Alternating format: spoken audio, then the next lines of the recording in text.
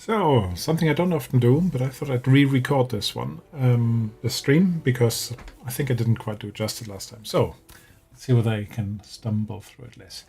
Today, I'm going to have a look at the Bestiary for Ruins of Symbaroum, the 5e edition. In the original, look like this. That's the original Symbaroum, which is called the Monster Codex. And it's a beautiful book. It really is amazing. You've got a lot of really cool background stories in here. You've got some very impressive artwork. For every beastie or whatever you might have in it, you'll have adventure hooks. You'll have in-world descriptions for it, like some researcher might have found it. So there's a lot of material in this. And I'm quite curious to see how this is set up now that we're getting this for Foundry and for 5e. One of the advantages, of course, is if you're playing 5e and you like the setting, you can easily mix and mingle these beasties in. But anyway, let me show you what's in it, first of all. So when you first come into it, you get the normal how-to, and make sure that you do actually read this.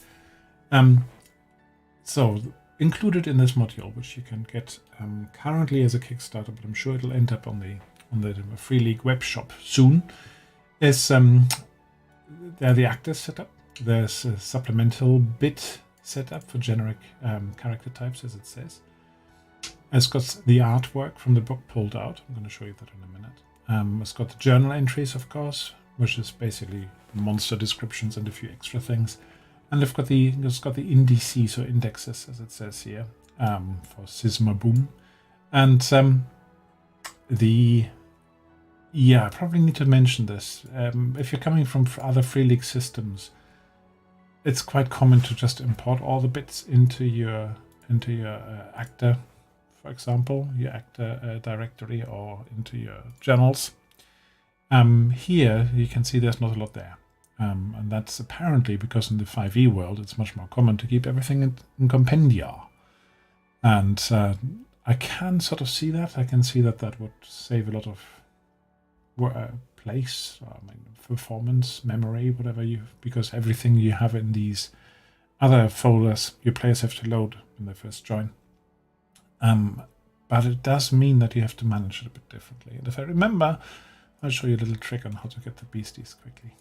So, but as I said, the normal way of navigating is with the indices. Let's have a look at the artwork first. So here we have an alphabetical list of the pictures in it, the artwork. So for example, if I wanted to know what an ill goblin is, it's not just a goblin who's a bit ill. So I've got this artwork, which I can show to players and conjure up, if you like, the mood for it. Or if you want the cover, yeah, this is the cover picture. I think I've got an art print of that one as well, a signed one. Then we've got it with a picture and with a text. You won't need this very often. And we have, for example, archers. You may recognize some of these books. Sorry, some of this art, from the book. So, useful to share your artwork, definitely. More important for day-to-day use, however, will be the index. So this basically does give you the table of content for it. So you've got all the different creatures by sections, which are the same as in the 5e book, I'm sure. And a couple of special ones here at the end. The Undrix are a bit special, for example. The terrain features explain a bit of rules, but most of the other things, most of the other entries, I should say, are the pages from the book. So I had looked at the print here a minute ago of the Spite. I think it was Spite, wasn't it? Spite, yeah. So if you look at how that compares... Yeah, I'm not sure whether you can see that. You've got the Spite here with the full artwork. And then on the second page, we had this one here with the artwork, more text, more letters about it. So let's have a look. How well has this been reflected?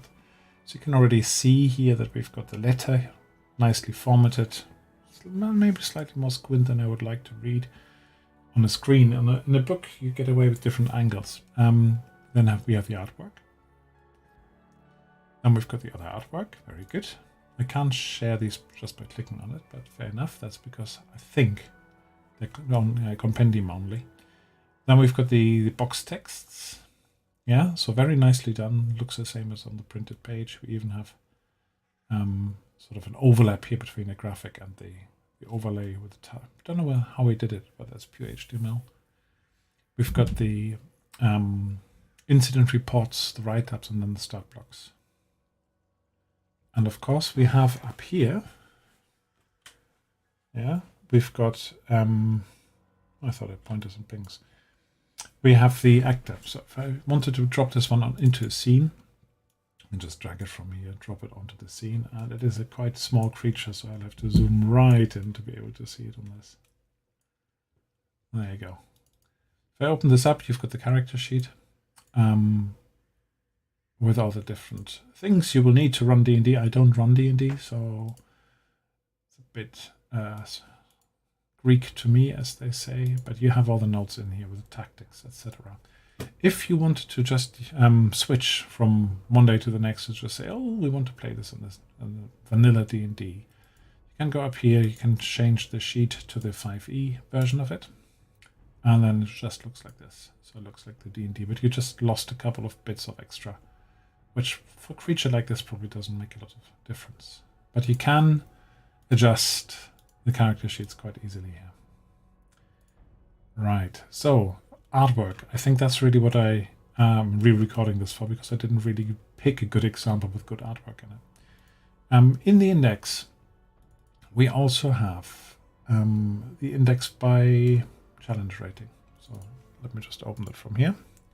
The stat blocks. So challenge rating, if I remember correctly, basically the lower, the easier they are. And I think if you have a level 1 group, you can cope with 8 of these or something like that. So 1/8 going to 1/4 and so on. And it goes up and up and up. And eventually, I think 8 is already pretty high from memory.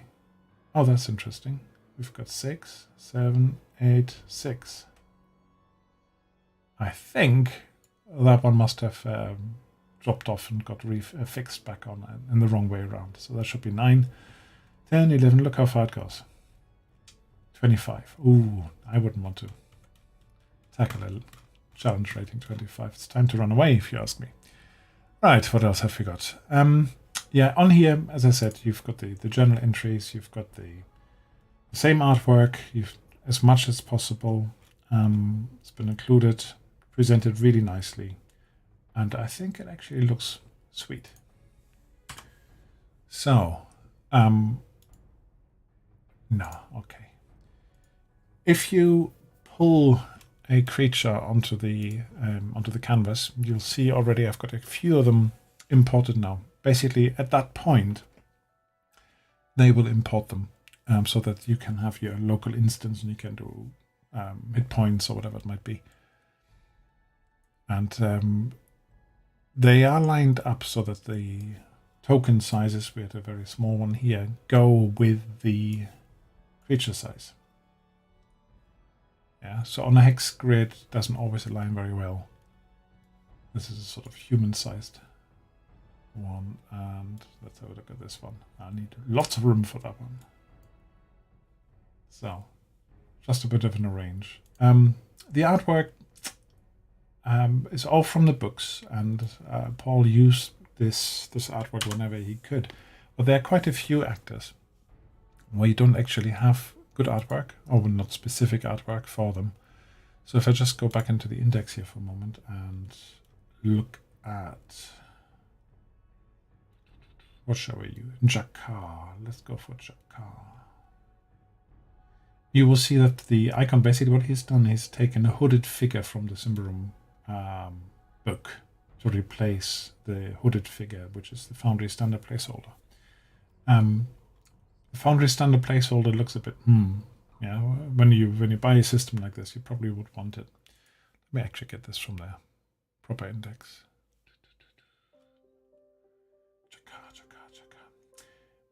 But I'm not quite sure whether it's the right choice to have replaced it thus. I think it's a predator. Let's see what's the predator.